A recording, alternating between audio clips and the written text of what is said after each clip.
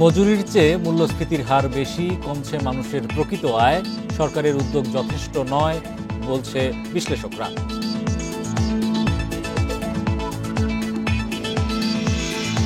বন্ধ সরকারি পাটকলকে সারের গুদাম হিসেবে ব্যবহার করবে সরকার, জানালেন কৃষি সচিব। আমদানি করে গুদামজাতের পরিকল্পনা।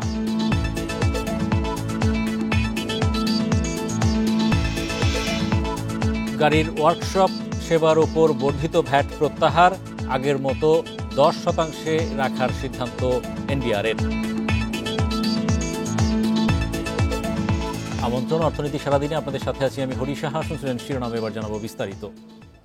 গত 3 বছর দেশে প্রতি মাসে মূল্যস্ফীতির তুলনায় পিছিয়ে মজুরি বৃদ্ধির হার। এতে প্রকৃত আয় কমায় জীবনধারণে হিমশিম খাচ্ছে সাধারণ মানুষ। পরিকল্পনা উপদেষ্টাও স্বীকার করছেন, খাদ্যের উচ্চ মূল্যস্ফীতির চাপে আছে নির্ধারিত আয়ের মানুষ। অর্থনীতিবিদরা বলছেন, বিদায়ী সরকারের পথে হাঁটায় মূল্যস্ফীতি নিয়ন্ত্রণে ব্যর্থ হয়েছে বর্তমান সরকারও। বেসরকারি চাকরিজীবী উৎপলবাবুর বেতন গত 2 বছরে বাড়েনি, কিন্তু বাড়ি ভাড়া, নিত্যপণ্যের দাম এক জায়গায় থেমে নেই। তাই বাজারে এসে তার হিমশিম অবস্থা। খেতে যেতাম, মুরগি খেতে যেতাম সপ্তাহে, মাসে একটা বা দুইটা, এখন আমি সেটা খেতে পারি না। ডিম খেতে চাইতে যদি আমার চাহিদা আসিল, আগে মনে করেন মাসে আমি 30টা বা 40টা আমার মাসে লাগতো, সেখানে আমি 20টা করে আনতেছি। তার মতো মধ্যবিত্তের জীবনেই যখন এমন অবস্থা, তখন নির্ধারিত নিম্ন আয়ের মানুষের কষ্ট ভিন্ন মাত্রার।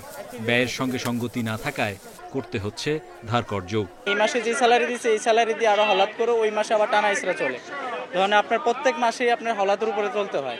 শীতকালে সবজির দাম কিছুটা কমেছে, তবে ডাল, ডিম, তেল, চিনি, চাল সহ প্রায় সব ধরনের নিত্যপণ্যের দামেই অস্বস্তি। বিক্রেতারা বলছেন, 3 বছরের ব্যবধানে 50% পর্যন্ত দাম বেড়েছে বেশিরভাগ পণ্যের। নিত্য প্রয়োজনীয় জিনিস আছে, প্রত্যেকগুলো আপনার প্রায় 40-45 আপনার শতাংশ হারে বাড়ছে। পরিসংখ্যান ব্যুরোর তথ্য বলছে, 2022 সালের জানুয়ারির পর 2024-এর ডিসেম্বর পর্যন্ত কোনো মাসেই মজুরি মূল্যস্ফীতিকে পেছনে ফেলতে পারেনি।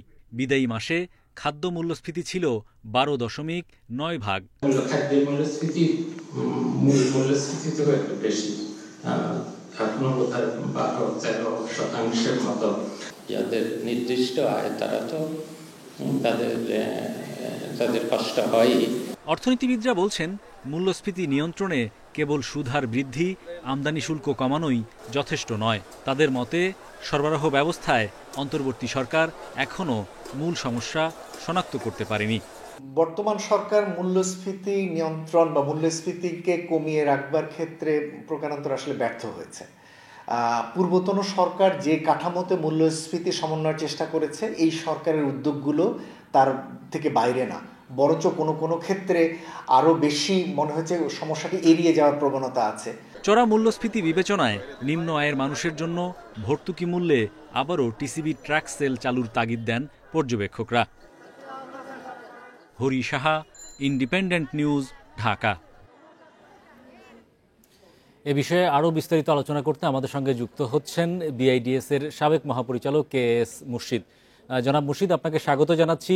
আমরা দেখেছি গত সরকারও, যারা বিদায়ী সরকার, তারাও কিন্তু মূল্যস্ফীতি নিয়ন্ত্রণে সর্বোচ্চ চেষ্টা করা হচ্ছে বলে এরকম আমাদেরকে জানিয়েছেন। বর্তমান সরকারও কিন্তু মূল্যস্ফীতিকে প্রধান চ্যালেঞ্জ হিসেবে বিভিন্ন জায়গায় বলে আসছেন, বিভিন্ন নীতি গ্রহণ করছেন। কিন্তু আমরা দেখতে পাচ্ছি যে তার সুফল কিন্তু মানুষ পাচ্ছে না। 2 বছরের বেশি সময় ধরে প্রায় 2 অঙ্কের বেশি মূল্যস্ফীতি বিরাজ করছে বাংলাদেশে।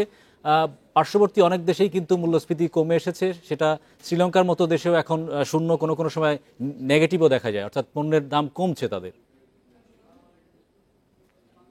আমরা ব্যর্থ হচ্ছি কেন?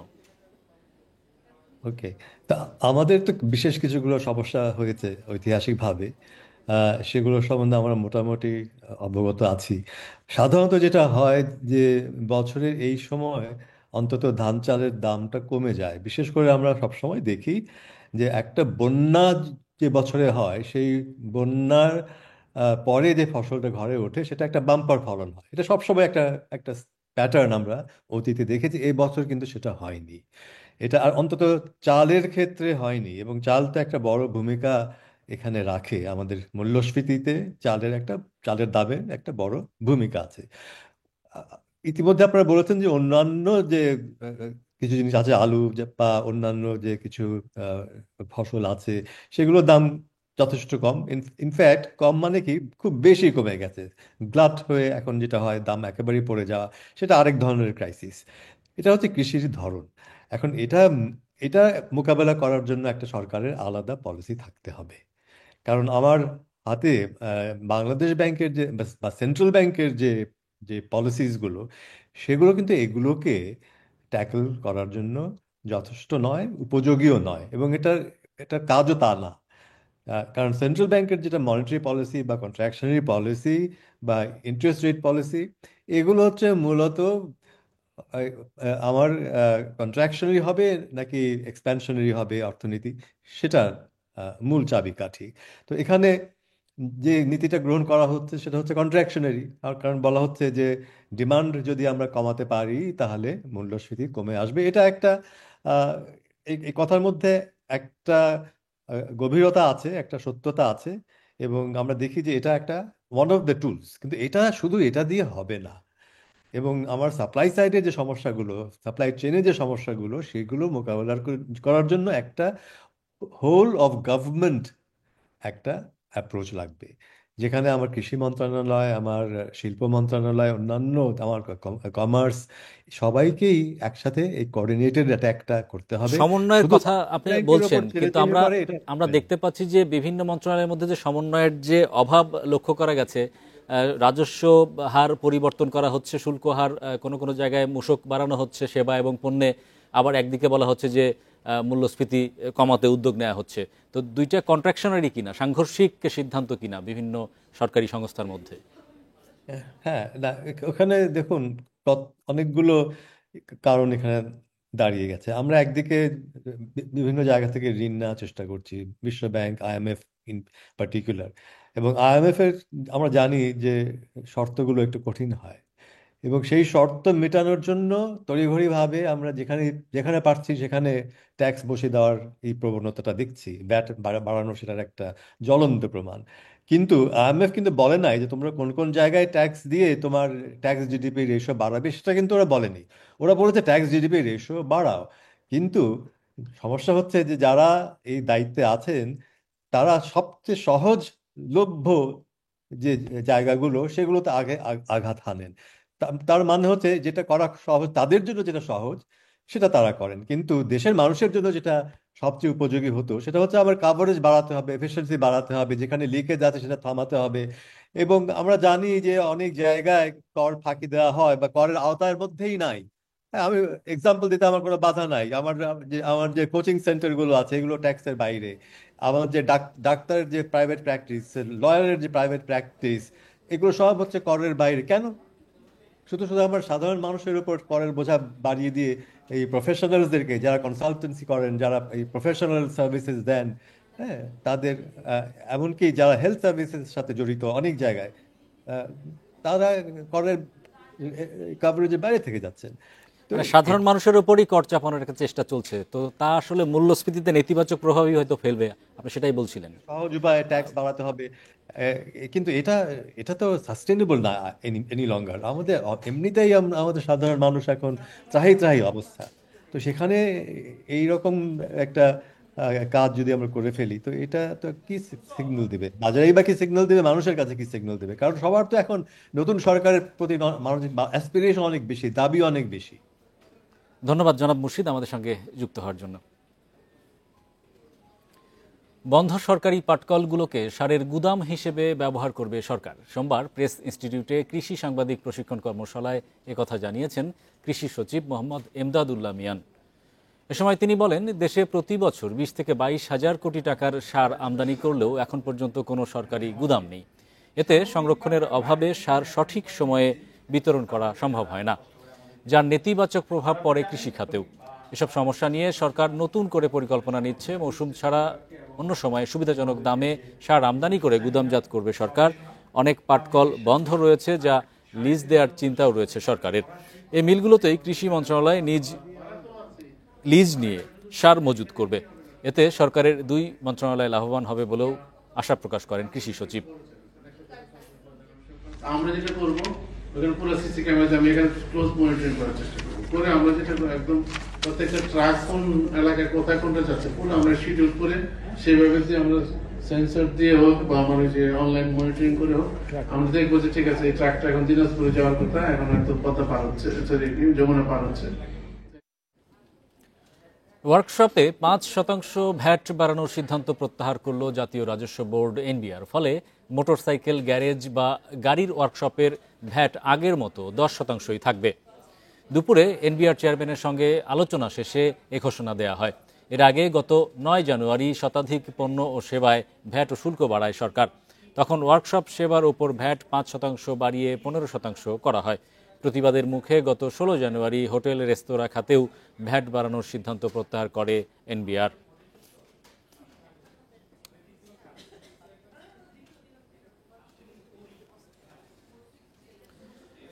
বিদ্যুতের বকেয়া বিল পরিশোধে বাংলাদেশকে নতুন করে সময় বেঁধে দিয়েছে ভারতীয় আদানি গ্রুপ। আগামী জুনের মধ্যে বকেয়া পরিশোধের জন্য গেল রোববার বিদ্যুৎ উন্নয়ন বোর্ড পিডিবিকে চিঠি দিয়েছে প্রতিষ্ঠানটি।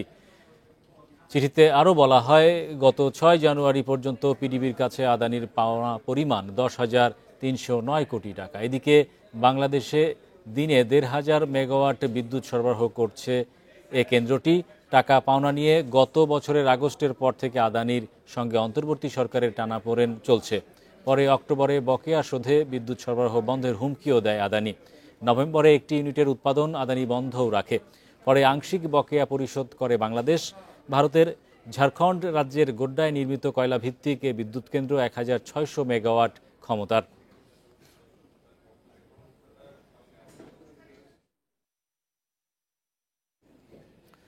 ভালো ও মন্দ ঋণের বিপরীতে পর্যাপ্ত পরিমাণ প্রভিশন বা নিরাপত্তা সঞ্চিতি রাখতে পারছে না সরকারি ও বেসরকারি খাতের 10টি ব্যাংক।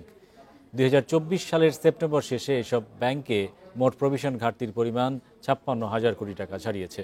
বাংলাদেশ ব্যাংকের তথ্য বলছে, ব্যাংকগুলো তাদের লক্ষ্যমাত্রার বেশি সঞ্চিতি রেখেছে। গত জুনে ব্যাংক খাতের প্রভিশন ঘাটতি ছিল ৩১,৫৪৪ কোটি টাকা, অর্থাৎ মাত্র ৩ মাসের ব্যবধানে প্রভিশন ঘাটতি বেড়েছে ২৪,৪৯২ কোটি টাকা। কেন্দ্রীয় ব্যাংকের তথ্যে আরও বলা হয়, প্রভিশন ঘাটতি কমাতে হলে আগে খেলাপি ঋণ কমাতে হবে। এক্ষেত্রে ঋণ দেওয়ার আগে যাচাই বাছাই করে দিতে হবে, যাতে টাকাগুলো আবার ফেরত আসে। গাজীপুরের শ্রীপুরে একটি পোশাক কারখানায় বয়লার বিস্ফোরণে ১২ শ্রমিক আহত হয়েছেন। সকালে এইচডিএফ অ্যাপারেলস লিমিটেড কারখানায় এ দুর্ঘটনা ঘটে। কারখানার admin manager MR Shipu Chowdhury জানান, সকাল ৯টার দিকে হঠাৎ কারখানার স্যাম্পল রুমের একটি বয়লার বিস্ফোরণ হয়। এ সময় কয়েকজন শ্রমিক আহত হন। বিকট শব্দ শুনে কারখানার ভেতরে কাজ করা অন্য শ্রমিকরা দৌড়ে বের হওয়ার সময় আহত হন আরও বেশ কয়েকজন। খবর পেয়ে শিল্প পুলিশ ও থানা পুলিশ ঘটনাস্থলে পৌঁছান।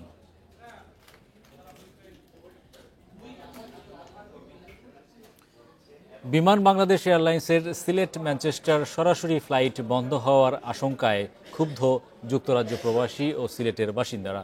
আগামী এপ্রিল থেকে এ রুটে অনলাইন টিকিট বুকিং বন্ধ রাখা হয়েছে। তবে বিমান কর্তৃপক্ষ বলছে, হজ ফ্লাইটের কারণে আপাতত টিকিট বুকিং বন্ধ রয়েছে। যুক্তরাজ্যের নর্থ ইংল্যান্ডে বসবাস করা প্রায় ৩ লাখ প্রবাসীর মধ্যে বেশিরভাগই সিলেটের অধিবাসী। ২০২০ সাল থেকে ম্যানচেস্টার সিলেট সরাসরি ফ্লাইট সুবিধা পাচ্ছেন বার্মিংহাম, নিউক্যাসল, গ্রেটার ম্যানচেস্টার সহ পুরো স্কটল্যান্ডের প্রবাসীরা। তবে এপ্রিলের পর নতুন করে টিকিট বুকিং বন্ধ থাকায় ফ্লাইটের ভবিষ্যৎ নিয়ে অনিশ্চয়তা দেখা দিয়েছে। অন্য এয়ারলাইন্সে গেলে ট্রানজিট নিতে হয় দুবাইয়ে কিংবা কাতারে। এটা আসলে আমাদের মুরব্বীদের জন্য খুবই কষ্টকর। এটা যদি বন্ধ হয় তাহলে আমরা যারা বিদেশে আছি, নন রেসিডেন্সিয়াল বাংলাদেশি, আমাদের অনেক অসুবিধা হবে। বুকিং বন্ধ রাখায় ম্যানচেস্টারের সহকারী হাইকমিশনের কার্যালয়ে স্মারকলিপি দিয়েছেন প্রবাসীরা। ফ্লাইট চালু রাখতে সরব সিলেটের বাসিন্দারাও। এই দাবিনামা আমরা শীঘ্রই বাংলাদেশের বিমানের যথাযথ কর্তৃপক্ষের কাছে পাঠিয়ে দিব এবং আমরা আশা করব প্রবাসীদের সুবিধা এবং অন্যান্য সামগ্রিক দিক বিবেচনা করে এই ফ্লাইটটি চালু থাকবে। অতি বিলম্বে যাতে ফ্লাইটটা চালু আছে এই ঘোষণাটা দেওয়া হয়, নতুবা হবে কি মানুষ বা যাত্রীরা মনে করতেছে যে মে মাস থেকে হয়তো ফ্লাইট আসবে না, এই জন্য যারা মে, জুন, জুলাইতে আসবে এরা অন্য এয়ারলাইন্সের দিকে ফ্লাইটগুলো বুকিং করতেছে, এতে বিমান তার রাজস্ব হারাবে। বিমান কর্তৃপক্ষ বলছে ফ্লাইট বন্ধের কোনো আনুষ্ঠানিক ঘোষণা আসেনি, তবে এপ্রিলে হজ ফ্লাইট থাকায় এই রুটে আপাতত টিকিট বিক্রি বন্ধ রয়েছে। তো সামনে আবার হজ আছে তো আমাদের তো হজের জন্য এক্সট্রা ফ্লাইট নাই, এখন বন্ধ করার কোনো ইয়ে নাই। আমাদের আছে তো ভিতরে ইন্টারনাল কিছু বিষয় আছে যেগুলো তো পাবলিকলি শেয়ার করা যায় না। এই রুটে সপ্তাহে সরাসরি 3টি ফ্লাইট চললেও গত বছরের অক্টোবরে বন্ধ হয়ে যায় একটি। বর্তমানে প্রতি সপ্তাহে সরাসরি সিলেট ম্যানচেস্টার রুটে 2টি ও হিথ্রো বিমানবন্দরে 4টি ফ্লাইট পরিচালনা করছে বাংলাদেশ বিমান। Independent news. বাউল রশিদ উদ্দিনের 136তম জন্মবার্ষিকী উপলক্ষে নেত্রকোনায় চলছে 2 দিনব্যাপী বাউল উৎসব। বাউল রশিদ উদ্দিন একাডেমির এ আয়োজনে রয়েছে আলোচনা, গান, গ্রামীণ মেলা। উৎসবের প্রথম দিন দেশের বিভিন্ন স্থান থেকে আসা বাউলরা গান পরিবেশন করেন। এর আগে রোববার সন্ধ্যায় শহরের রাজুর বাজার এলাকায় রশিদ উদ্দিন একাডেমি প্রাঙ্গণে আয়োজিত স্মরণসভা উদ্বোধন করেন জেলা প্রশাসক বনানী বিশ্বাস। পরে উৎসব মঞ্চে অনুষ্ঠিত হয় আলোচনা সভা। 1889 সালের 21 জানুয়ারি নেত্রকোনা সদর উপজেলার বাহিরা চাপড়া গ্রামে জন্ম নেন রশিদ উদ্দিন। মালজোড়া গানের সূচনা করেন বাউল রশিদ উদ্দিন। তার স্মৃতি ও বাউল গানের ঐতিহ্য নতুন প্রজন্মের কাছে তুলে ধরতেই এই উদ্যোগ বলে জানান সংশ্লিষ্টরা।